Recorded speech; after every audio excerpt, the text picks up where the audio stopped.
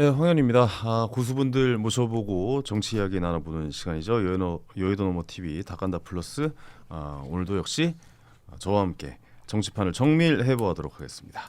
장성철 공론센터 소장, 김준일 평론가 두 분 모셨습니다. 어서 오십시오. 네, 안녕하세요. 반갑습니다. 역시 뭐 벌써 드시고 계시군요. 안녕하세요. 네, 반갑습니다. 안녕하세요. 예. 오늘 차가 좀 막히나 봐요. 그렇죠. 네. 일단 아무래도 크리스마스 이브. 죄송합니다. 일단 네. 저보다 장성철 소장이 10초 늦게 왔습니다. 맞습니다. 굉장히 게으르신 분이에요, 저분. 네. 앞에 차가 네. 막 운전을 개떡같이 하더라고요. 그쵸, 이 차입니까? 안 가. 오늘 크리스마스 이브라 되게 귀가하실 분들은 빨리빨리 귀가하셔야 될 것 같아요. 오늘 엄청나게 차가 많이 그러니까요. 밀릴 것으로 예상이 됩니다. 오늘 좀 교통에 좀 유의하시기 바라겠고. 자, 벌써 이게 드시고 계신데 본격적인 정치에 부터 들어가기 전에 상품 소개해 드릴게요. 오늘 소개해 드릴 상품 제철 음식 대방어회라고 합니다. 사실 대방어회 굉장히 좀 귀한 음식이잖아요. 옛날에는 비싸서 먹지도 못했을 정도로 요즘은 그래도 좀 많이 잡히나 보긴 합니다.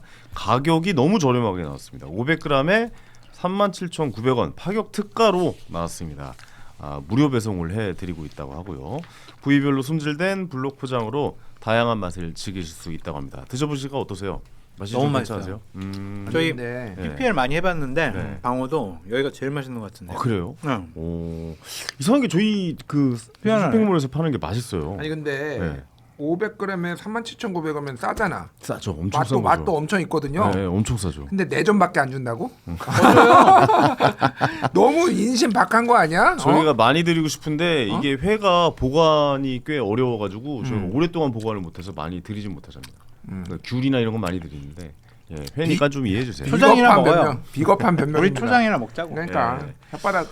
그 지난번에 드렸던 밥이나 이런 거는 전자레인지에 한번 돌리면 되는데 얘는 직접 이렇게 좀 저희가 냉장고에 보관을 해야 돼서 많이 못 드리는 점 좀 죄송하다는 그러니까 말씀 이게 드리고. 숙성회잖아요. 네, 근데 맞아요. 저는 숙성이 좀 많이 된 걸 좋아해요 개인적으로. 그래요? 근데 뭐 숙성의 선어를 민어도 그렇고 뭐 이렇게 다 제철마다 찾아 먹는데 약간 뒀다가 먹는 것도 맛있어요 사실. 그래요? 방어가 바로 그러면 좀 더 그 감칠맛이 더 살아나거든요. 냉장고에 좀 이렇게 네, 보관해놨다가. 살짝. 원래 광어도 한 3시간 있다 먹으면 더 맛있어요. 한 3, 4시간 정도. 그러니까 생선마다 숙성 정도가 조금씩 다른데 광어는 우럭은 바로 먹는 게 더 맛있고 광어는 한 3시간 정도 있다가 먹으면 더 맛있어요. 네. 약간 회파신 것 같아요. 고기파보다는 회 좀 좋아하시는 것 같기도 하고. 주는 대로 다 먹습니다. 그렇죠. 네, 뭐 공짜는 저희가, 다 좋아해요. 뭐 가릴 처지는 아니죠. 주시는 대로 먹어야 됩니다. 알겠습니다. 회 다음에 오시면 좀 더 많이 준비하도록 하겠습니다. 오늘 좀 많이 못 드려서 죄송하다는 말씀드리겠고, 인터넷 주문 힘드시거나 대량 주문 희망하시는 분들은 전화 주문 이용하시면 되겠습니다. 여의도몰 전화번호 1551-5280 1551-5280번으로 연락 주시면 되겠습니다. 자, 광고는 여기서 마무리하고 본격적으로 정치해보쇼 시작해 보도록 하겠습니다. 올해 이제 거의 끝이잖아요. 저희가 이번 달은 이게 마지막 방송, 올해 마지막 방송인 것 같은데. 그러네요. 전체적으로 오늘은 좀 정리를 좀 해보면서 좀 해볼까 해요. 인물에 대한 섹터로 좀 나눠서 인물마다 한번 좀 전체적으로 좀 이야기 나눠볼까 합니다. 홍현희 앵커부터 해보야시죠. 저 진짜 그 일부러 그러시는 거죠? 네. 황현희가 아니라 홍현이라고 하신 것 같은데. 죄송해요. 웃기려고 하신 거 아니죠? 아니 웃기려 했지. 여기 황현희라 써있잖아요. 그죠. 정말도 잘해. 정치권에 있었던 사람은 입만 벌리면 다 구라. 아니 그 개그맨 그 저 여성분 있잖아요. 이거 그러니까 얼굴도 저랑 닮았다는 얘기 많이 들었다고 그러더라고요. 그 얼마 전에 그걸 네. 봤거든. 네. 트럭 위에서 짜장면 먹다가 출발해가지고 막 엎어지는 거. 그것도 꽤 옛날 방송인데요. 근데 얼마 전에 또 뜨길래 봤더니 너무 웃기더라고. 그거. 이제 아마 PD의 홍현희 씨 영상이 많이 뜰 겁니다. 그렇게 하나 보셨으니까. 자, 인물별로 좀 짚어가 보도록 하겠습니다. 먼저 그래도 인물을 살펴보면 이재명 대통령 이야기를 먼저 할 수밖에 없겠죠. 먼저 이재명 대통령 부처 업무 보고 생중계 잘 마무리가 됐는데 잘 됐다라고 해야 되는지 뭔지는 잘 모르겠지만 어떻게 평가하시는지 좀 궁금합니다. 일단은 윤석열 대통령과 비교해 봤을 때 뭐 비교할 수가 없을 정도로 디테일하게 국정 현안에 대해서 잘 파악을 하고 있다. 그런 이미지를 준 것 같아요. 네. 그래서 본인들 대단히 좀 성공적이라고 생각을 하는 것 같습니다. 그러니까 6개월 후에 한 번 더 하겠다라고 판단을 하는 것 같습니다. 네. 뭐 여러 가지 뭐 구설수가 있었고 부족한 부분도 있고 왜 이렇게 적대적인가 뭐 그런 얘기도 있었지만 기본적으로 국민들 앞에 여러 가지 국정 현안에 대해서 논의하는 모습을 보여준 것은 대단히 긍정적이고 잘 됐다. 저거 국정 현안을 제대로 파악하지 못하면 저런 용기 못 내거든요. 예, 쉽지 않죠. 예, 그러니까 자신감이 뿜뿜 여기서 음. 보여줬다라는 생각이 드네요. 잃는 것보다는 확실히 얻는 게 더 많았다는 잃는 건 한 거죠. 10%, 얻은 건 한 90%그 정도 되는 것 같습니다. 그렇죠. 9대 1. 보는 입장에서 야 그래도 일을 저렇게 열심히 하는구나라는 걸 일단 기본적으로 보고 있으니까 우리가 맞습니다. 예, 그런 생각이 좀 들 수도 있을 것 같습니다. 김준일 평론가는 어떻게 보십니까? 위대한 대통령, 다시는 없는 일자라는 대통령, 재선 3선 평생 영구집권 해야 되는 대통령이라고 개딸들이 얘기한다. 네. 요즘 반응이 좋다. 예, 다 민주당 지지자들은 진짜로 명프라고 뭐 불러요. 명프. 뭐 예전에 문프라고 불렀잖아요. 문재인 대통령. 명프가 이렇게 일을 잘하는데 어떻게 5년만 할 수 있냐. 뭐 이런 얘기하면서 재선도 해야 된다. 헌법을 고쳐야 된다. 막 이런 얘기를 해요. 뭐 국무총리도 그런 비슷한 얘기 하셨죠. 예, 뭐 그게 가능하지 않고요. 개혁신당과 국민의힘 합쳐서 110석인데 그럼 제 적에 200석 그러니까 3분의 2가 필요하면은 10명 이상이 이탈을 해야 되잖아요. 그러니까 네, 야권에서 네. 최소한 그게 가능합니까? 그러니까 그냥 가능하지 않은 얘기인데 지지자들이 그렇게 막 환호하니까 거기에 그냥 김민석 총리도 그냥 한마디 얹은 거고 뭐 그거에 대해서 뭐 부적절하다라는 장성철 소장님의 의견도 존중을 하는데 뭐 그렇게 심각하게 무슨 뭐 독재하려는 거냐 뭐 이렇게 볼 필요는 없고 다만 지지자들은 그렇게 진짜 열광하고 있고 중도층의 얘기를 들어보면은 전체적으로 어쨌든 좀 무리한 얘기도 하고 너무 좀 날이 서 있다 뭐 이런 것도 있지만은 그래 일 열심히 하네 뭐 이런 게 있으니까 우리나라 국민들이 특히 정치인에 대한 부신도 있고 관료들에 대한 부신도 있거든요. 공무원들이 일을 안 하는 것 같다. 뭐 이런 류의 부신들이 있는데 그 직접적으로 업무 지시를 해서 이렇게 하나씩 파악하는 거에 대해서는 호감을 가지신 분들이 더 많은 것 같아요. 전체적으로 보면. 그리고 그 16일에서 18일 지난주 금요일에 발표된 한국갤럽 보면은 긍정평가 이후에 1위가 소통이에요. 소통. 그렇더라고요. 예, 소통, 국무회의, 업무보고 이게 18%로 전체 1위가 됐어요. 그 전에는 이제 외교였는데 그 외교 약발이 이제 떨어진 거죠. 그러니까 뭔가를 이유를 찾아서 물론 또 한 것도 있지만은 이거를 잘하니까 또 그렇게 보신 분들도 있는 거거든요. 대충 뭐 그 정도인 것 같아요. 네. 지금 돋보기 보고 현미경 보고 지금 국정 운영을 하는 모습을 국민들에게 보여줬잖아요. 그것만 가지고 안 돼요. 망원경 보고 멀리 국정 운영, 국가에 대한 비전, 국정 철학 멀리 내다보다는 말씀이시죠. 네. 그리고 또 하나는 어려운 문제에 대해서는 그냥 진짜 너무 솔직한 것 같아요. 환율 문제, 어렵네, 이게 방법이 없네. 집값 문제, 아이고 이거 어떡하지, 방법이 없어요. 막 이런 얘기하시는 거 이게 솔직함인지 네. 무능력함을 보여주는 건지 그거는 좀 이제 지켜봐야 되겠지만은 그렇게 대통령이 방법이 없어요 이렇게 얘기하는 것은 국정 운영 최고 책임자로서 무책임해 보일 수 있다. 그래서 이런 부분도 좀 신경 쓰셔라 그런 생각이 듭니다. 지금 속보가 들어왔습니다. 뭡니까? 예, 방어회가 7점이 더 들어왔습니다. 아, 예, 좋습니다. 이쪽으로 방어회 7점이 방금 네. 긴급 배송돼서 지금 바다에서 잡아와가지고 방금. 예. 3점 반 나눠주시면 되죠. 아니 근데 그런 이야기들을 많이 해요. 그러니까 뭐 저도 그랬어요. 일 저렇게 하는 거 보니까 왜냐면 이전 정권이 너무 일하는 모습이 좀 잘 안 보여지고 술만 먹었죠, 뭐. 네, 도스태핑도 뭐 하다가 좀 뭐 뭐야 이러면서 이제 그만두게 되고 뭐 어디 언론사와 좀 이제 부딪히면서 저 언론사 비행기 태우지 마, 막 이런 식으로 이제 했었던 과거가 있었고 일하는 거 일을 하는 거야 안 하는 거야 뭐 약간 이런 술만 먹었다. 네, 1톤 트럭이 관저로 네. 1톤 탑차 있잖아요. 그 트럭 일주일마다 술 배달을 했다라는 거잖아요. 무슨 술을 주로 배달했다? 소주래요, 소주. 소주로. 근데 그게 거기 다 채우면은 대략 한 8,000병, 9,000병 들어간대요. 네네. 근데 그 정도는 아니었을 거고. 8,000명이 사람이 먹을 수 있는 양입니까? 그 거짓 가짜 뉴스 그렇게 하니까 지금 기사까지 민주당에서 나왔잖아요. 아니 1톤은 맞는데 아니 내가 꽉 채웠겠냐고. 꽉 채우면은이라고 했잖아. 꽉 채우면은 그 정도인데 대략 한 1,500병 정도 이렇게 일주일에 한 번씩 들어간 것이 아니냐. 어쨌든 뭐 그런 모습을 보다가 일주일에 1,500병을 먹고 와 참나. 죽어 진짜로 그거. 하루에 몇 병 먹는 거야 일주일에? 어우 지금 말도 안 되네. 네. 하루에 200병씩 먹는 건데 그 말이 안 되고 제가 보기에는 그냥 배달차가 1톤 트럭이었다라는 거고 거기에 이제 소박하게 들어 있었겠지. 어쨌든 예 소박하게. 그런 모습을 보다가 일하는 모습을 보니 사람들이 되게 신기해하고 야 그래도 일을 열심히 하는 거 정말 일 잘하는 대통령 맞구나라는 생각이 들지만 그 밑에서 일하는 사람은 죽을 맛 아닙니까? 그러겠죠. 네. 현안에 대해서 막 수시로 전화한다고 그러더라고요. 이렇게 새벽에도 생각나면 전화하고 근데 밑에 사람이 대단히 힘들다라고 하는데 어쨌든 저런 모습 좋습니다. 그러니까 잘한다라고 표현을 하셨는데 일을 열심히 하는 대통령이에요. 그게 좋은 성과를 이끌어내야 잘하는 대통령이다라고 그렇죠, 우리 평가할 그렇죠. 수 있을 것 같아요. 네네. 그래서 지금 6개월 좀 더 지났잖아요. 성과 아마 내년부터 나타날 겁니다. 근데 결과를 보고도 좀 얘기를 했으면 좋겠습니다. 그렇습니다. 뭐 산재에 있는 경제 문제, 아까 말씀하셨던 뭐 환율 뭐 이런 거라든가 힘들어요. 지금 사실 달러는 약세예요. 전체적으로 봤을 때는 뭐 엔화랑 하나만 지금 전 세계적으로 좀 박살나고 있는 상황이고 유로도 엄청나게 강세고. 근데 이거를 그냥 뭐 뉴노멀이라는 말로 대체를 하려는 것 같은 모습도 좀 보이긴 하더라고요. 적응하십시오. 네, 이게 1,500원, 1달러 현실입니다. 1,500원에 적응을 해야지. 네. 어디서 불평불만 합니까? 그러니까요. 이렇게 되면은 이거 왜 집값으로도 연결이 되고 물가 인상이랑도 연결이 물가가 크죠. 되고. 물가가 크죠. 네. 당장 기름값도 뭐 이제 안 1,700원대가 떨어지더라고요. 거의 없더라고요. 이제 뭐 그럼 어떻게 될지는 좀 일산으로 봐야 되는 오십시오. 상황이고. 일산은 1,679원이었습니다. 거기 가는 기름이 더 나옵니다. 그래서 일산 폄하 발언하는 네. 황현희 씨를 아유, 추천합니다. 아닙니다. 저는 100만 고양시 주민들이 네. 다 들고 일어날 겁니다. 제가 집이면 글로 가지만. 네. 가뜩이나 일산 지금 집값 안 올라서 속상한데. 더 떨어졌어. 아이고, 희한하네. 아니 뭐 진짜. 환율 얘기하다 그러니까 갑자기.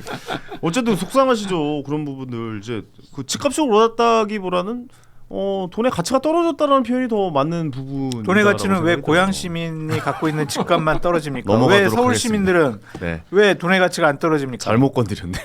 예, 넘어가도록 하겠습니다. 어쨌든 그런 문제들 아까 말씀하셨듯이 6개월 좀 더 지나서 맞습니다. 1년 뒤에 맞습니다. 나온 결과, 지표나 나온 결과로 평가해 보는 것, 잘했다 못했다를 평가해 보는 것 좀 지켜봐야 된다 이렇게 말씀을 하신 것 같고 이재명 대통령께서 좀 부산 쪽에 좀 관심을 좀 두시는 것 같습니다. 해수부 이전 행사에 참석을 하셨고 공약 이행했다라고 얘기를 했고요. 부산시장도 또 깜짝 방문했습니다. 이재명 대통령의 부산데이 이건 뭐 약간 의도가 있는 겁니까? 어떻게 봐야 되는 아니 겁니까? 근데 네. 이거는 황현희 앵커가 조금 워딩에 아다르고 어다른 건데 네. 부산에만 관심이 있는 게 아니라 전국에 다 관심이 있어요. 음. 대전 충남 통합하라고 그랬잖아요. 통합 뭐 네네네. 지지한다고. 네. 그러니까 부산에 간 것도 당연히 뭐 선거 앞두고 이제 바람 잡으려는 거죠. 쉽게 얘기를 하면. 좀 더 신경을 쓴다는 듯한 느낌이 좀 들긴 해요. 근데 뭐 해수부 이전도 그렇고. 그러니까 마찬가지예요. 제가 네. 보기에는 거의 전국을 다 돌아다닐 겁니다. 지금 뭐 근데 막 선거 임박해서 놓으면은 너무 또 눈치 보이고 그러니까 이때쯤에 지금 이제 선거 개입 논란이 없을 때쯤에 많이 이제 돌아다닐 거고 그렇군요. 당연히 부산에 지금 그 지지율 같은 거 보면은 부산이 국힘이 상당히 고전하고 있고 정당 지지율도 네. 그리고 대통령 지지율도 잘 나오는 편이에요. 그리고 그 전재수 의원이 지금 통일교 의혹에 휩싸여 있지만은 MBC 그러니까 부산 MBC 의뢰로 이제 여론조사 한 거를 보면 13일 14일 이제 뭐 조사한 건데 그 한국 KSOI 그 박형준보다 오차범위 아니지만 앞섰어요. 통일교 의혹이 터졌음에도 불구하고 그래요. 지역 발전에 대한 갈망이 있다 부산이. 네네네. 왜냐하면은 부산이 지금 계속 제2의 도시라고 하지만 인구 쪼그라들고 있죠. 한때 500만 뭐 가까이 됐다가 지금 300만대거든요. 인구도 많이 줄어들고 일자리가 많이 없어졌다. 일자리가 없어요. 그러니까 거기는 서비스업밖에 없습니다. 사실상. 그렇다면서요. 그래서 울산이 훨씬 더 잘 살아요. 그래서 다 출퇴근도 울산으로 하고 그래서 부산에 뭔가를 가져오고 여기 산업을 일으키는데 매우 큰 관심들이 있는데 네. 그거를 이제 이재명 대통령이 할 수 있지 않느냐. 원래도 전통적으로 정권이 바뀌면은 정권 초기에는 특히 그런 거에 사람들이 관심이 많거든요. 근데 뭐 전재수 효과도 있고 그래서 여러 번 갈 것 같은데 부산. 네, 예, 그래요. 많이 갈 것 같아요. 저는. 동감해요. 그러니까 선거용이라고 우리가 비판하지 않을 수는 없습니다. 근데 이거 국정 운영의 하나의 일환이죠. 대통령이 지방 가서 본인의 정책적인 공약을 약속을 다시 하고 그걸 실현시키겠다라고 하는 거 그거 나쁘다고 볼 수는 없습니다. 뭐 야당이야 뭐 선거 개입 뭐 이렇게 얘기할 텐데 그 개입은 총선 전에 윤석열이 총선 한 달을 앞두고 막 지방을 다니면서 막 여러 가지 회의를 하더라고요. 그거에 대해서 비판하지 않고 옹호했던 국민의힘은 말할 자격이 없다라는 좀 생각이 들고 이게 이제 조금 민감한 딜레마적인 문제인데 전통시장 가는 부분 있잖아요. 네. 어제도 이제 부전시장 부산시장 갔죠. 부전시장 부전시장인가요? 네. 음. 부전시장을 가셨는데 그게 우리 트라우마가 있어요. 윤석열 맨날 그냥 전통시장 가서 재벌들 뒤에 세워놓고 떡볶이 떡볶이. 먹고 어묵 먹고 뭐 도너츠 사고 막 이랬었잖아요. 과연 그게 이제 맞는 것인가? 제가 이제 대통령실 일정 짜는 사람이라도 정말 시장은 갈 것 같아요. 갈 거는 같은데 저러한 모습이 좀 주목받는 게 좋을까? AI 시대잖아요. 그렇죠. 부산도 지금 시장밖에 지금 갈 데가 없다. 관광밖에 할 게 없다.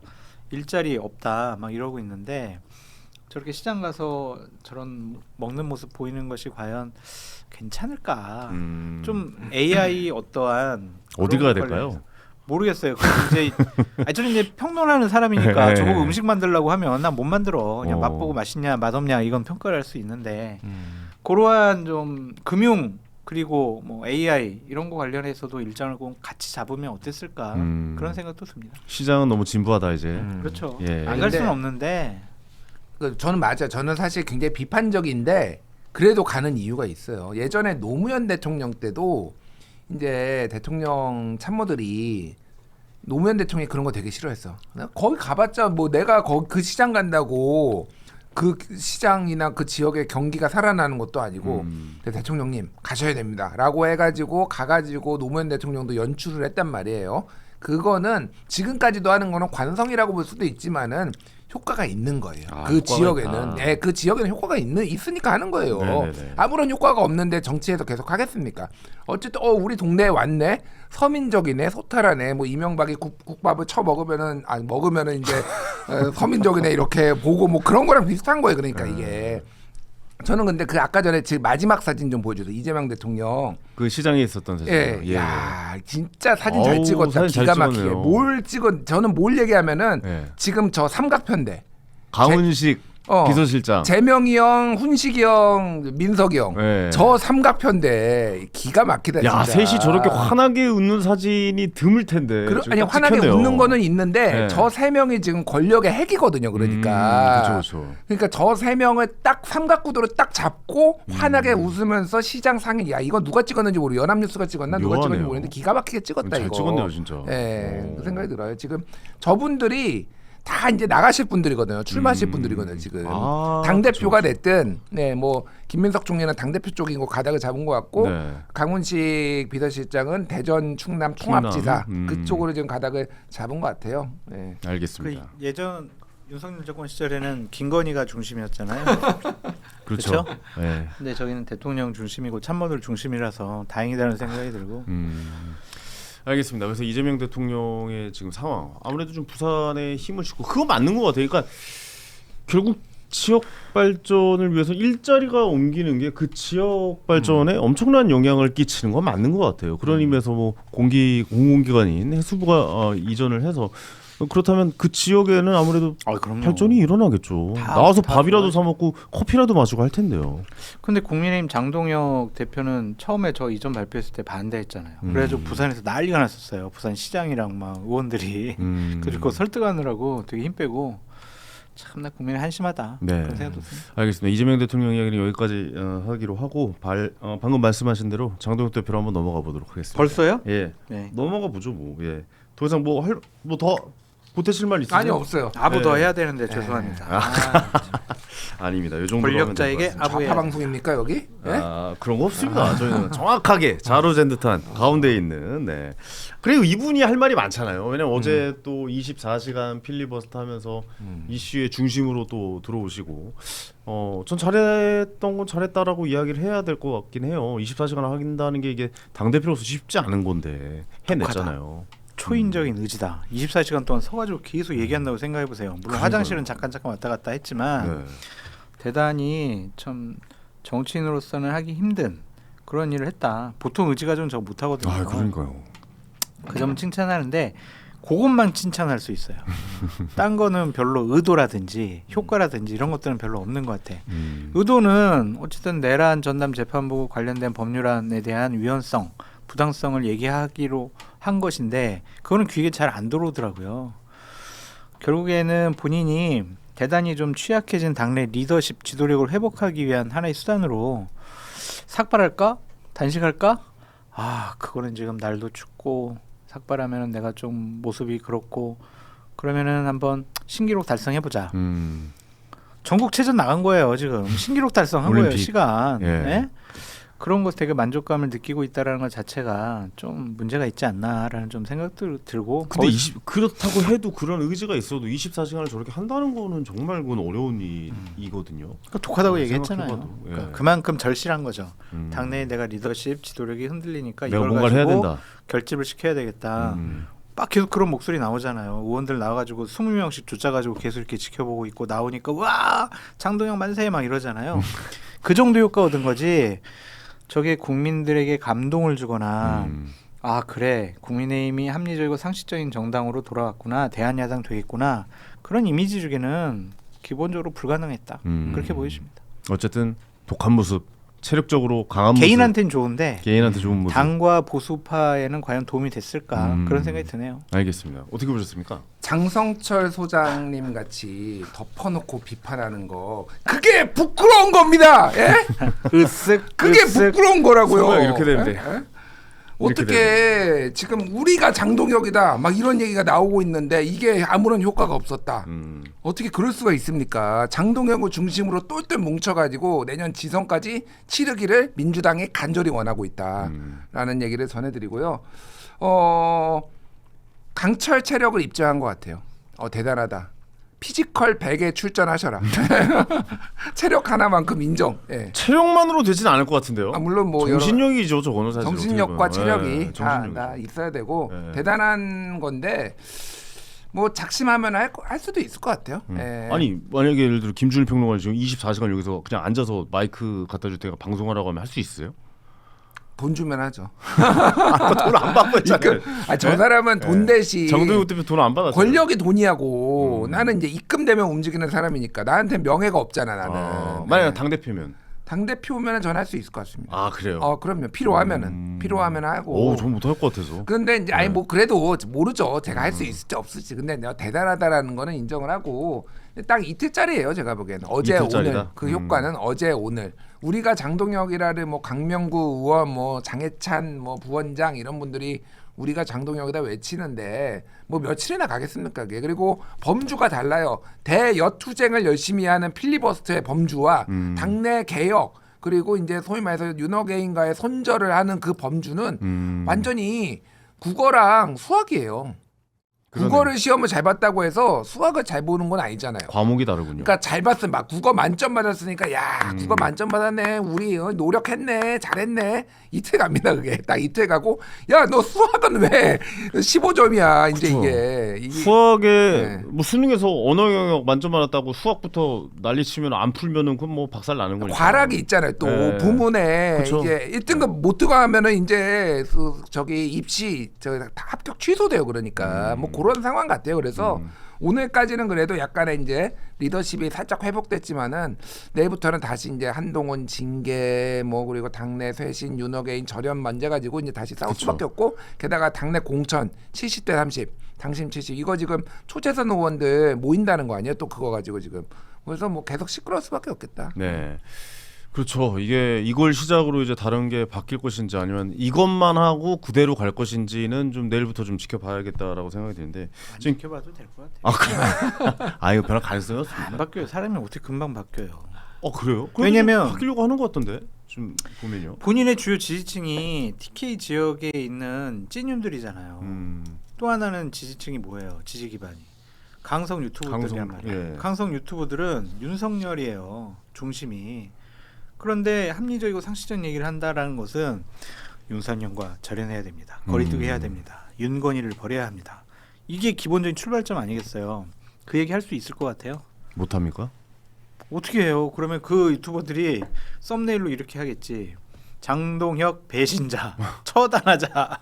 너 모두 그럴 다 줄 알았다. 장동혁 대표가 배신자면 모두 다 배신자잖아요. 그러면 윤석열에 대해서 다른 얘기하는 사람들은 다 배신자죠. 지금 찐유는 돌아섰잖아요. 근데 찐윤 중에 몇 명. 예. 그 사람들 봐보세요. 썸네일 봐보세요. 다 그냥 윤한홍 배신자, 뭐 송원석 그분들 배신자 배신자, 됐습니까 벌써? 썸네일 다 그렇게 돼 있다니까요. 아, 뭐 그래요? 척결할 가치가 없다 막 이런 얘기도 다 써 있고. 그러니까 그거를 과연 감당할 수 있을까 장동혁 대표가. 그래서 그러니까요. 안 변할 것 같다. 이제 당장 뭐 김종혁 전 최고위원 징계 예고가 돼 있고 한동훈 전 대표도 당원 게시판 논란 아직까지 살아 있는데. 징계하겠죠 뭐. 아, 김종혁 최고위원 징계합니까? 아니 그 윤리위원장이 아직 임명이 안 돼가지고. 그러니까 윤리위원장을 만약에 약간 좀 중도에 있는 사람들 그 안에서도 약간 좀 중간에 있는 생각하지 사람들 마시라니까요. 그 임명을 전혀 한다거나 아닙니다. 그러지 않습니까? 이호선 당무감사위원장은 반헌법학자거든요. 제도권 밖에 있는 주장을 그 하는 사람인데 그런 사람 임명했어요. 네. 근데 윤리위원장은 합리적이고 상식적인 사람 임명한다고? 그러면 여상원 윤리위원장 왜 쫓아냈어요? 그러니까 기본적으로 그거는 맞지 않은 예측인 것 같고. 그럼 결과적으로 한동훈 전 대표는 몰아냅니까 그러면 국힘에서? 제가 봤을 때는 탈당 권고시킬 것 같아요. 탈당 권고 알아서 나가라. 네. 아. 그 다음에 이제 열흘 후에는 자동 탈당이 되거든요. 그렇죠. 그러니까 그런 식으로 강한 중징계를 내리지 않을까 그런 생각이 듭니다. 중징계라고 보십니까? 어떻게 보십니까? 근데 이제 윤리위원장을 뽑아가지고 바로 윤리위를 가동하기에는 좀 어려움이 있어요. 왜 그러냐면요. 이게 법원에 가면은요 100% 당이 지게 돼 있어요 거의.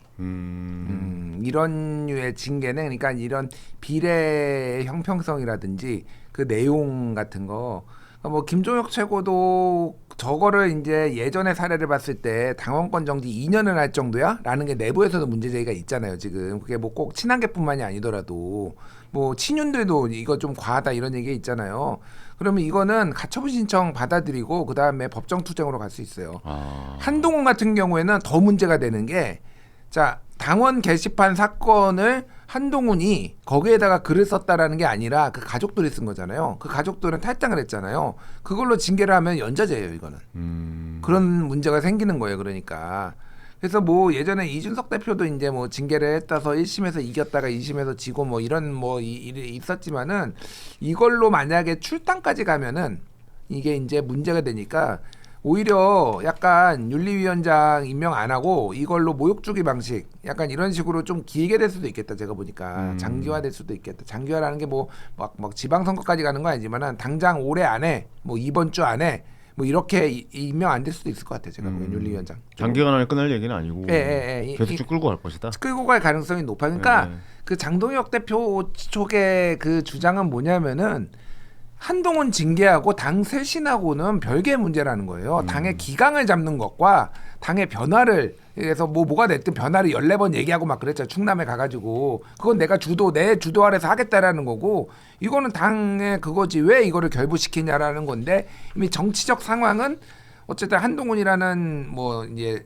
정치인이 그거에 어떤 뭐 개혁 보수의 대표 주자처럼 돼버린 거니까 이거를 징계하는 것 자체가 정치적으로는 노선 투쟁이 이제 돼버린 그런 상황이 돼버렸어. 그래서 쉽지 않다.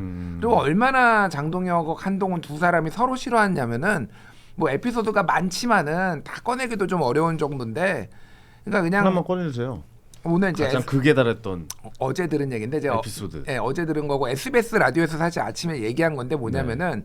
그 2차 투표 했었잖아요. 예전 탄핵 투표. 1차 때하고 2차 투표 때 한동훈 대표를 피험해서 비롯해서 친한계들이 한 10명 정도가 모였어요. 의원들이. 그래서 탄핵에 대해서 찬성할 거냐 반대할 거냐.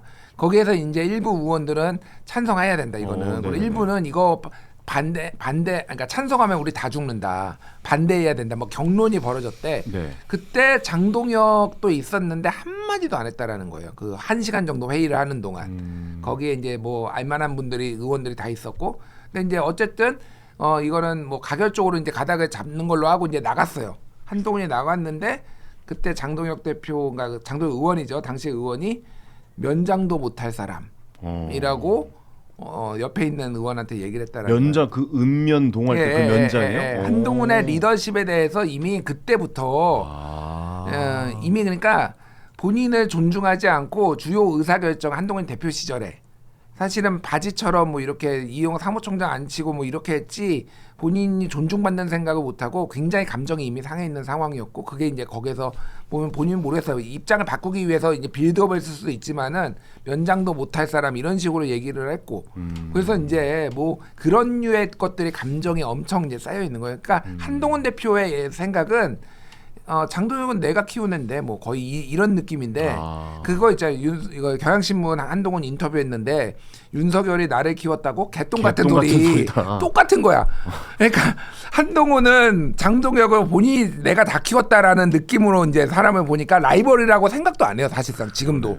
그런데 장동혁은 무슨 개똥 같은 소리야. 약간 이런 거. 이게 같이 가기가 힘들어요. 기본 감정. 이게 뭐 정치적 이해관계도 있지만 감정이 두 사람은 그래서 결단을 내야 된다. 뭐가 됐든. 네. 결단을 내야 되는데 시간은 좀 걸릴 것 같다라고 보시는 거군요. 그러면 장동혁 대표 이렇게 계속 가다가 2월 위기설 뭐 이런 얘기 나오고 뭐 당명 바꾸고 뭐 비대위 체제로 가는 것 아니냐 뭐 이런 이야기도 계속 나오고 있잖아요. 그렇게 돼야 국민의힘이 지방선거에서 이길 수 있다라고 많은 분들이 이제 생각을 하는 거죠. 네. 전제 조건이 장동혁 대표가 현재의 스탠스를 바꾸지 않는다라는 전제하에 물론 이제 장해찬 너무 극단적인 것 같아. 너무 윤호개인을 외치네. 잘러.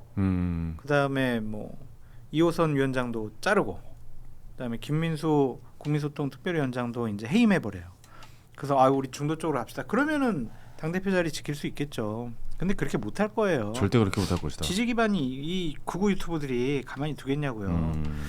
그래서 저는 2월 돼가지고 윤건희 부부에 대한 1심 선고가 나오고 난 다음에 장동혁 대표가 본인의 메시지와 행동을 보일 거 아니에요. 그러고 나서는 당에서 본격적으로 야 장동혁 가지고는 안 되겠네. 장동혁 내쫓자. 그런 움직임이 행동으로 나올 수 있다라고 보여집니다. 네. 행동으로 나오면 뭐 어떻게 해야 돼요? 최고위원 2명이 그만둬야 되는 그림이에요? 최고위원들은 4명이 그만둬야 되는데 4명이. 현재로서는 뭐 그거는 불가능해 보이고 네.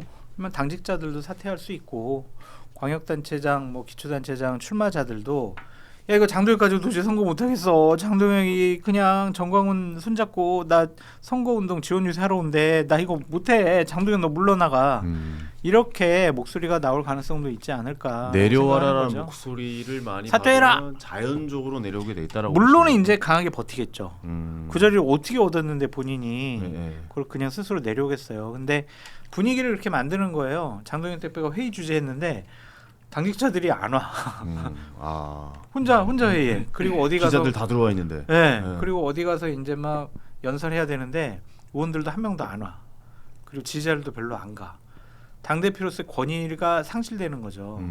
당 대표라는 현재의 권력은 있지만 권위가 상실된 당 대표 얼마 못 갑니다. 근데 그런 일이 벌어질 수도 있고 안 벌어질 수가 있는데 어쨌든 장동혁을 갖고 지방선거 치르면은 우리 국민의힘은 폭망한다라는 생각이 들면 그런 여론조사가 막 나오기 시작을 하면 못 버티죠. 그렇죠. 선거가 눈앞에 있으면 그럼요. 네, 사실 버티긴 쉽지 않죠. 그런 만약에 여론조사 결과가 나오면요. 근데 이제 똥인지 된장인지 먹어봐야 아냐 뭐 이런 얘기가 있잖아요. 지금 방어를 먹었는데 똥 얘기를 하시고 그러십니까? 네. 정치권은 먹어봐야 합니다. 이게 똥인지 된장인지. 그래서 사실 2월 위기설을 아마 뭐 여러분들도 얘기했지만은 아마 공식적으로 제가 얘기한 게 아마 처음일 수도 있어요. 그러니까 방송에서 그 근거는 2월달에 설도 있고 설 연휴를까지 좀 지켜보자. 그때까지 안 나오면은 행동을 해야 된다. 그리고 이제 윤석열 내란 수계혐의 이제 1심이 있어요. 그게 2월달에 발표하겠죠. 예. 지금 뭐 스케줄상 그 정도 될 것 같아요. 그러니까 그때가 기점으로 해서 움직일 거다라고 하는 건데 사실 저는 제가 2월 위기설을 얘기를 했지만은 요즘 점점점 장동혁 체제로 끝까지 갈 가능성이 높아진다라는 생각을 해요. 그래요? 예. 그러니까 똥인지 된장인지 먹어봐야 되는 상황이 오는 게 첫 번째는 구심점이 없어요. 그러니까 예전에 내부에서 권력 투쟁을 하면은 이쪽에 뭐 이를테면은 뭐 예전에 박근혜 탄핵 때도 이를테면은 개혁 보수 막 이렇게 해서 누구 인물들이 나서 가지고 선수들끼리 싸우고 뭐 이런 게 있었잖아요. 지금은 한동훈이 구심점이 되기가 매우 어려. 한동훈이란 존재 자체가 왜냐하면은 많은 의원들이 또 그리고 영남의 중진들은 한동훈에 대해서는 또 비토가 있어요. 장동혁도 마음에 안 들지만은. 그러니까 한동훈이 중심이 될 수 없어요. 그래서 뭔가 중심이 되는 사람들이 이게 치고받고 하기가 되게 어려운 상황이다. 두 번째, 정당 지지율이 점점 오를 겁니다. 오를 거예요. 왜 그러냐? 국민의힘이 선거를 앞두면요. 표가 결집되죠. 맞아요. 결집되기 때문에 사실은 어느 역대 선거를 봐도 자연스럽게 조금씩 무당층들이 줄어들고요. 점점점 양당 지지로 특히 결집을 하고 뭐 소수 정당도 약간씩 뭐 오겠지만 양당으로 주로 되거든요. 그러면은 한국갤럽에 지금 무당층이 26% 나와요. 국민의힘 지지층이 26%. 여기에서 만약에 10%가 무당층이 빠져가지고 무당층이 16이 되고 10이 만약에 뭐 예를 들면 5대 5로 나눠진다. 국힘하고 민주하고 그러면은 국힘 지지율은 31%예요. 올리겠네요. 그러면 거기 야 드디어 장동혁 중심으로 우리가 간 게 효과가 나온다 이런 얘기가 나오는 거. 최근에 그 장해찬 부원장이 그 뭐죠 저기 월요일 리얼미터 이번 주 월요일에 나온 거 보고 뭐라고 했냐면은 야 김종혁 징계해도 우리 당 지지율 오르잖아. 김종혁 징계하는 거 아무런 효과 상관없어 이런 식으로 얘기를 했거든요. 이미 그런 거 하라고 지금 부른 거예요. 그러니까 장해찬은 그러니까.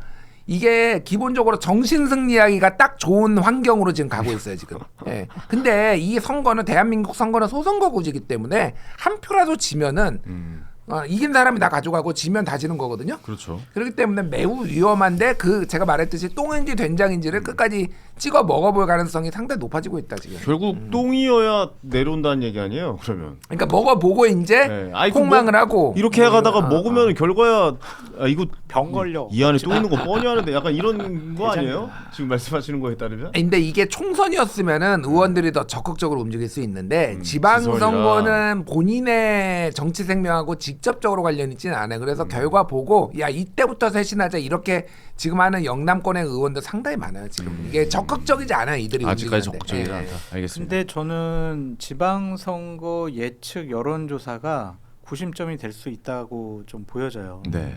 아까 뭐 이제 행동하는 사람이 없다고 하셨는데 뭐 당 여론조사 지지도는 올라갈 수 있겠지만 서울 지역을 한정해서 여론조사를 했어. 근데 또 지게 나와. 부산도 지게 나와. 뭐 경남도 지게 나와. 이렇게 되면은 그거 갖고 의원들이 가만히 안 있을 수도 있다. 그렇게 말씀드립니다. 서울, 부산 뺏기면 지소는 대패한 거죠. 대패죠. 사실. 예. 뭐 그렇게 되지 않을까요? 결국에. 부산은 좀 이런 식으로 간다면? 알쏭달쏭. 알쏭달쏭. 서울은 위험위험. 그렇게 좀 보여집니다. 알겠습니다. 만약에 그러면 장동영 체제로 갔는데 서울이랑 부산은 승리를 했습니다. 에이 그럴 가능성 없어요. 그럴 장동영 가능성 체제 없다. 하에서는 없어요. 네. 그 서울은 좀 가능성이 있어 보이잖아요. 그래도.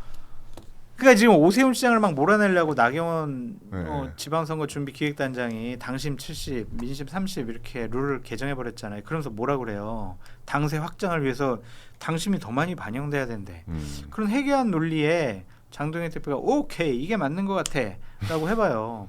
오세훈 시장이 후보가 안 될 가능성도 있어 보인다라는 생각이 들고. 그거 받기는 쉽지 않을 것 같은데요. 그래도. 그것도 한번 우리가 뭐 판단해 보시죠. 네네네. 그리고 장동혁 대표가 뭐 정광훈, 전한길, 조원진 이런 분들과 황교안 이런 분들과 지방선거 전에 여러 가지 함께 해야 된다고 했잖아요. 같이 지원 유세하러 다닌다고 생각해 보세요. 네?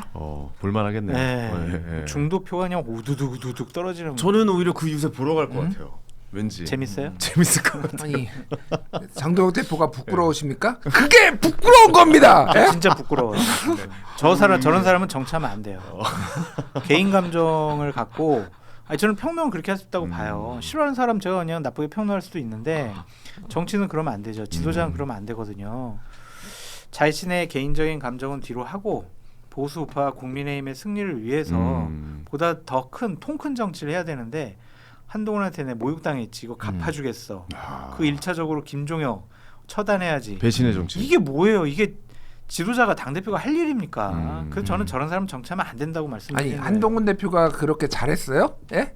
잘했다고 한 것이 아니라 대표 경선 때 최악 대신 차악을 선택해달라 이렇게 노골적으로 본인이 선거 개입하고 그럼 뭐 화가 안 날 수가 있겠습니까? 거기서 그러니까. 제가 잘했다라고 안 했어요. 그 전에도 안 좋았어요. 거기에 그거는. 그냥 마침표를 찍은 것 같아요. 그러니까 거기서 잘했다고 안 했다고.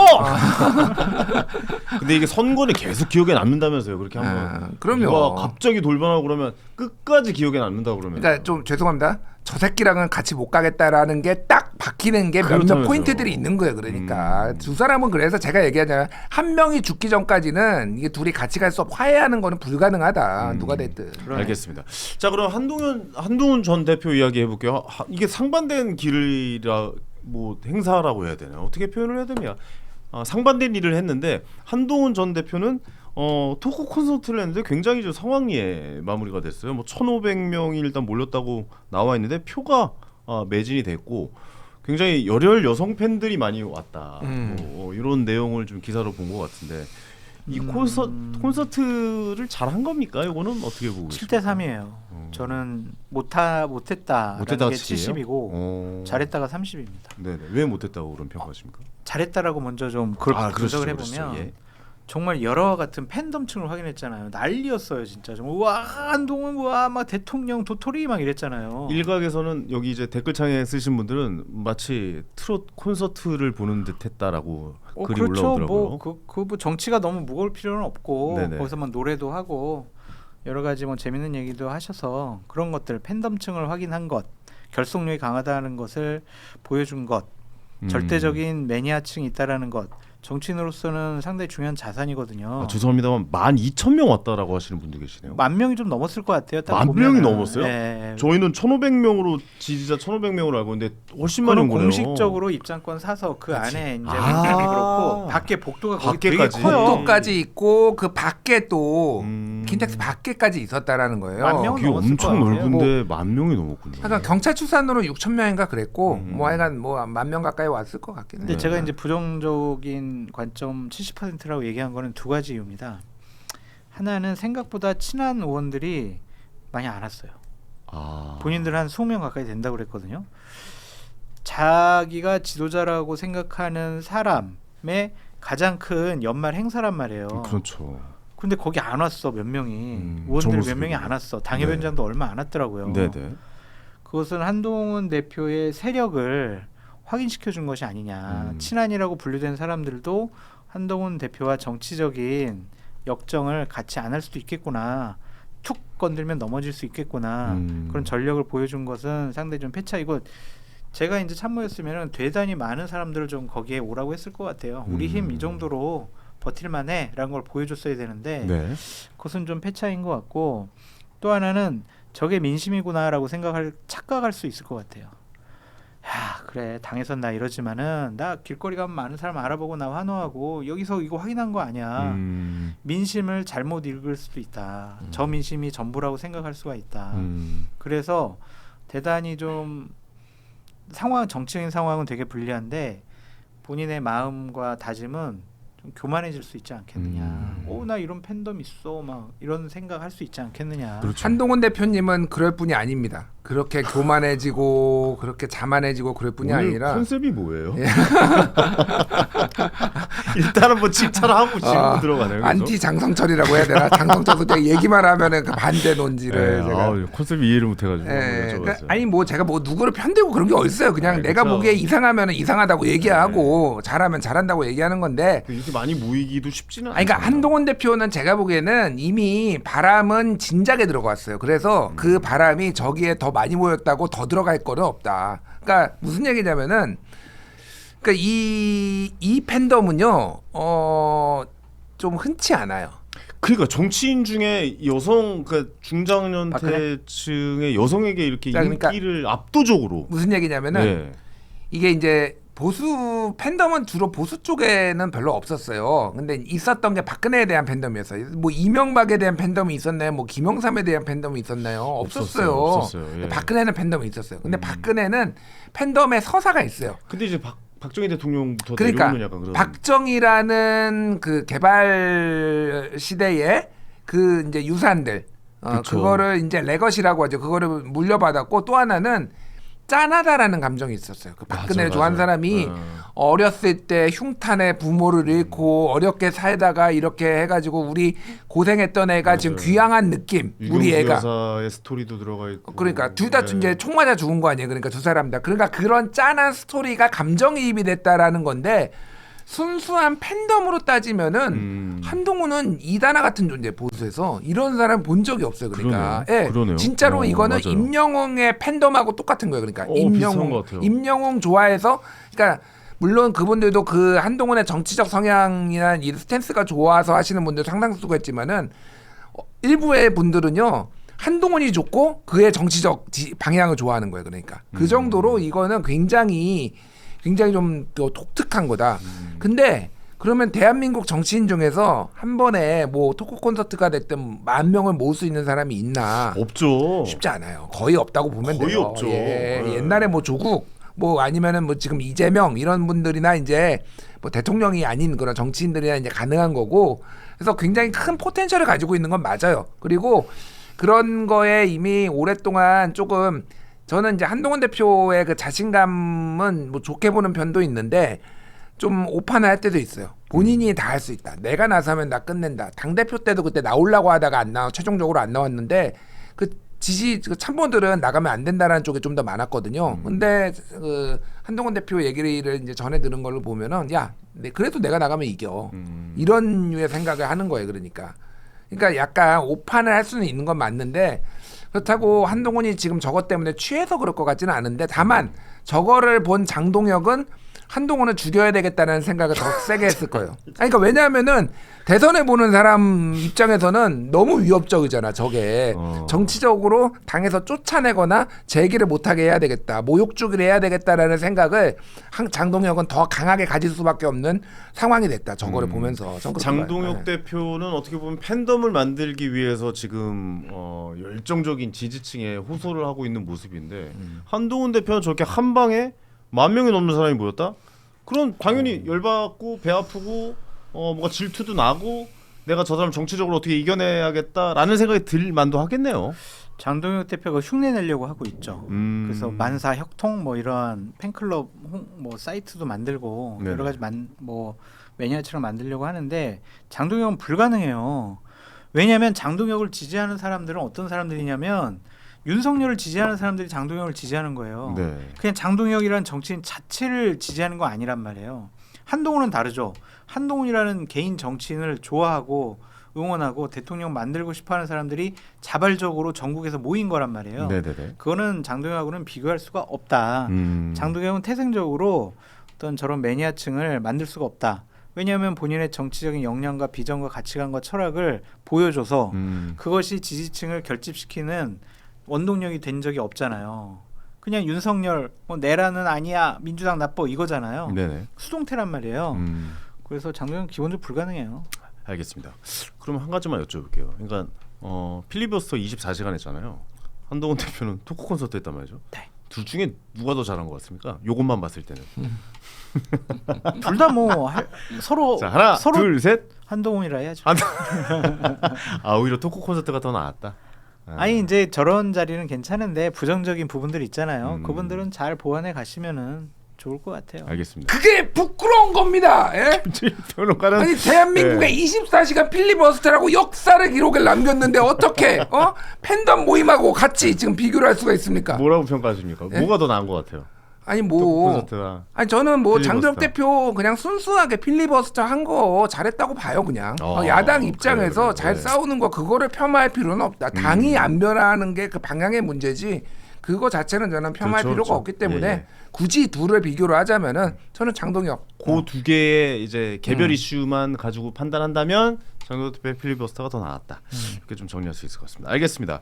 그럼 어디 보궐선거에 한동훈 전 대표는 나올 가능성은 없는 공천을 거죠? 안 주겠죠. 결국 아니 공천을 공천을 안 주는 게 받아야- 아니라 네. 당원권 정지 6개월 이상 아니면은 출당 조치를 해서 아예 지워버리려는 거예요. 그러니까 그런 공천은 그런 문제가 아니라니까. 뒤를 지금. 생각할 겨를도 없이 그런 게 아니야. 그냥 아예 존재 자체를 이레이징 할 거야. 그냥 존재 자체를. 알겠습니다. 알겠습니다. 지우개로 연말 선물 보낸대요. 지워버린대요 그냥. 오, 섬뜩하네요. 알겠습니다.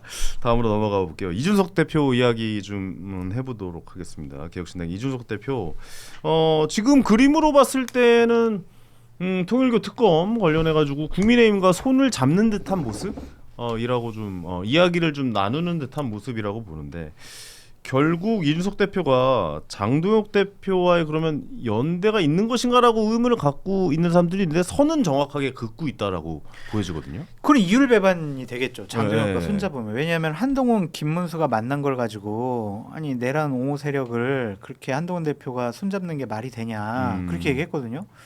김문수보다 더 내란을 옹호하고 윤석열 어게인을 외치는 사람이 장동혁이에요. 네. 그런 사람하고 본인이 어떻게 손을 잡겠습니까? 정책별, 건별 이런 건별. 협의, 네. 협상, 뭐 공조 이런 것은 하겠죠.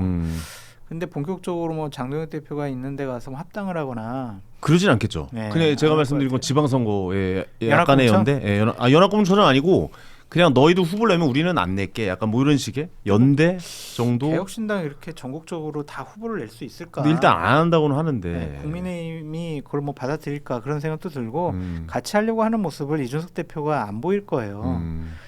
그러니까 그게 이제 정치적인 명분이고 현실적으로 제가 만약 이준석 저기 뭐 참모라면은 갑시다 이렇게 하겠어요 그냥. 갑시다가 어딜 아니 가요? 호랑이 굴로 갑시다. 저 안으로 들어가자고요? 네, 국힘으로? 국민의힘 보니까 미래 지도자가 없잖아요.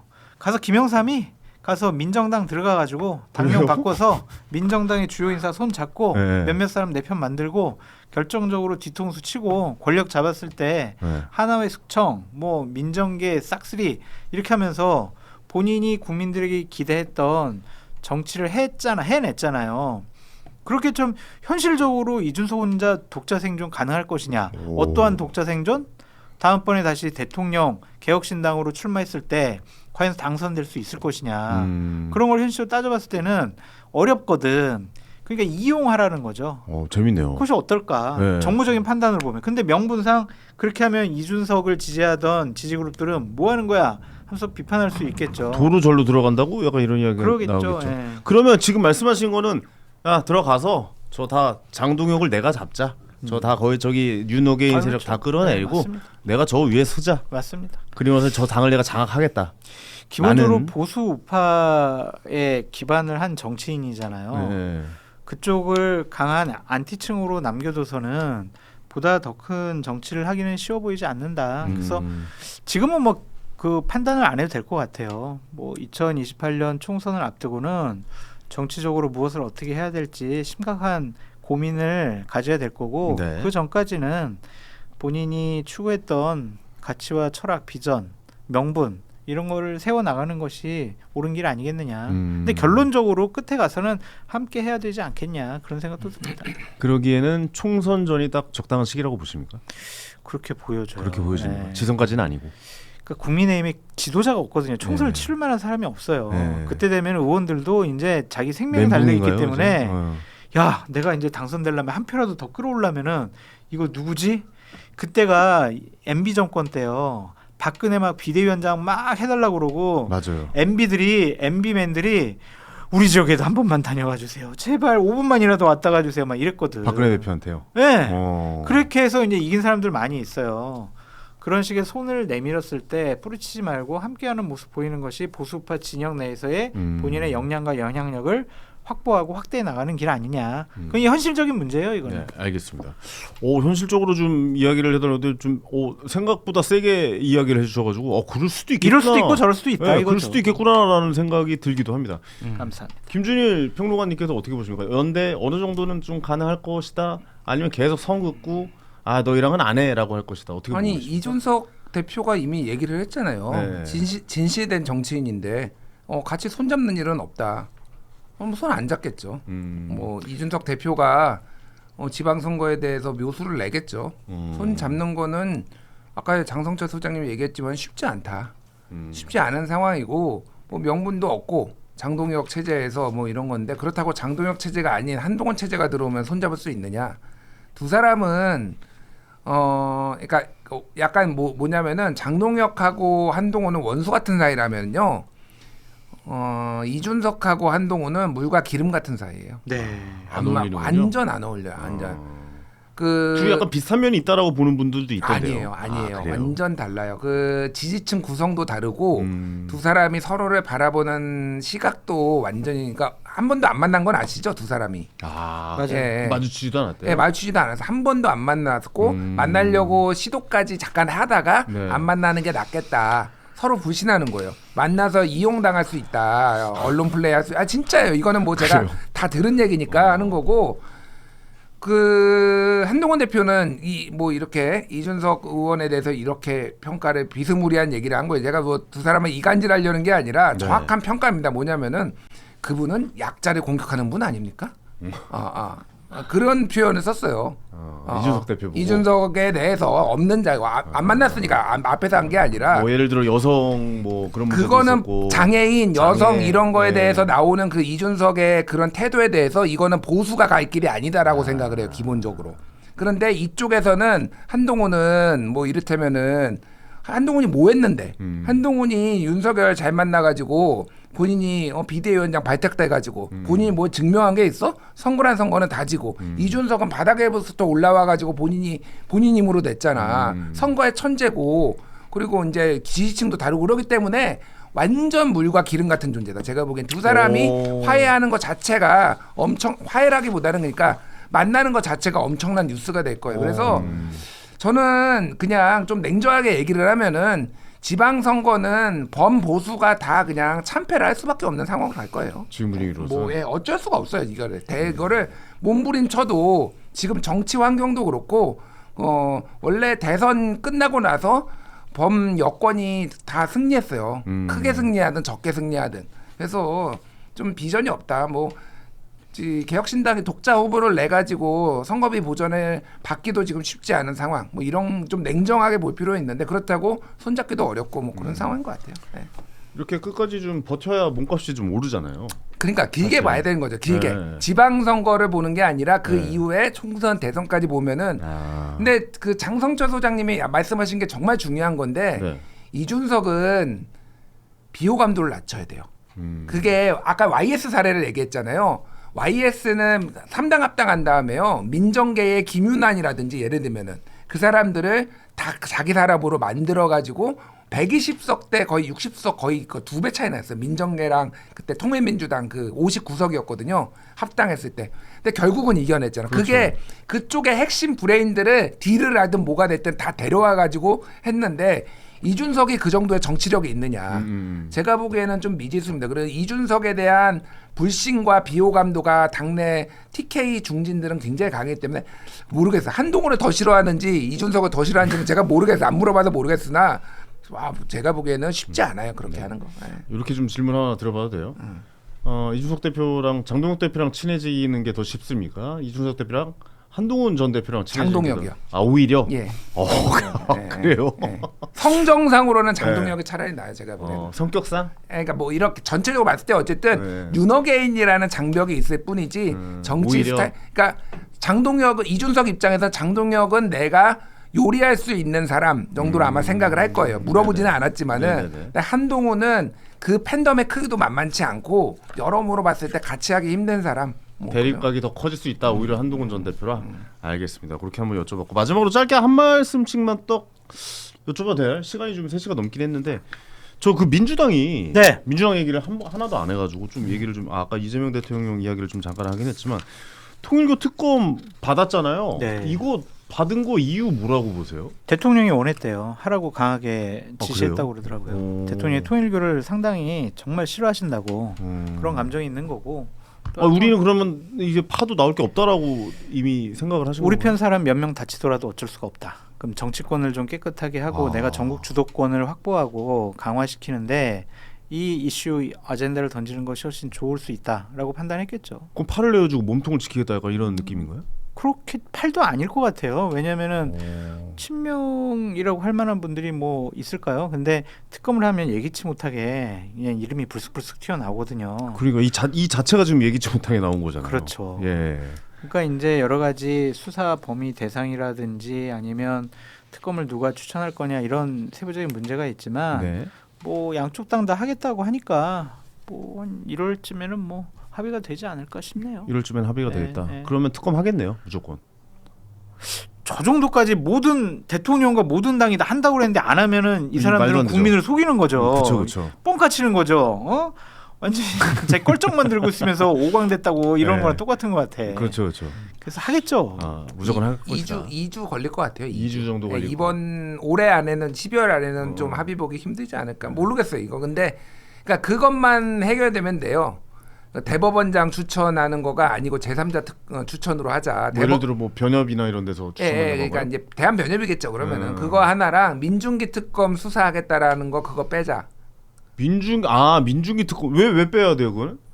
민주당은 거기서 나온 일인데 이게 왜 민중기 아니 근데 제가 뭐 특검을- 그거를 옹호한다는 게 아니라 네. 민주당 입장에서는 그거 하면은 뭐 이제 민중기 특검이 이제 뭐 민주당하고 유착한 거 아니야 뭐 이런 걸로 이제 갈까봐 그러니까 이제 그냥 통일교만 해 이렇게 되는 거죠. 통일교 재밌네요. 특검인데 통일교만 해야지 무슨 얘기야? 이제 민주당 논리는 그렇다라는 거예요. 그래서 민주당이 다수당이기 때문에 그거 안 빼면은 안 받을 거예요. 그냥 버틸 거예요. 민주당은 얘들이 지금 오히려 반대하고 있다 이런 식의 이제 프레임을 짜서 그래서. 그냥 뭐 어쨌든 한 2주 걸리지 않을까? 2주 정도 걸리면 특검이 이제 시작될 것이다. 예. 재밌네요. 특검을 특검하는 경우도 생길 수가 있을 수도 있다. 뭐 이렇게 좀 생각을 해보니까 재밌는 상황이 연출되겠다. 뭐 오늘 이렇게 보니까 좀 그 할 수 있습니다. 시청자분들도 굉장히 많으신데 네네. 온 욕이 다 덮여 있네요. 제가 한동훈 팬들도 욕하고 이준석 팬들도 욕하고 다 욕하고 있네요. 네. 예. 두 분은 뭐 그런 분위기를 좀 즐기시는 분들이라 뭐 예. 욕받이에요. 네. 저는 마음이 어려서 욕은 장성철에게로 저한테는 칭찬만. 얼마든지 욕해 주십시오. 괜찮습니다. 알겠습니다. 아, 두 팔 역시, 벌려서 환영합니다. 예. 이런 여유들이 참 대단하신 것 같습니다. 멘탈도 소주 그렇고. 가져와. 망어 이거 맨정신에 먹을 수 있어 이거. 밤마다 집에서 우시는 거 아니세요? 소주 가져와. 알겠습니다. 아, 오늘도 함께해 주신 두 분께 다시 한번 감사의 말씀드리고 크리스마스 잘 보내시고 네. 다음에 내년에 뵙도록 하겠습니다. 고맙습니다. 감사합니다. 감사합니다.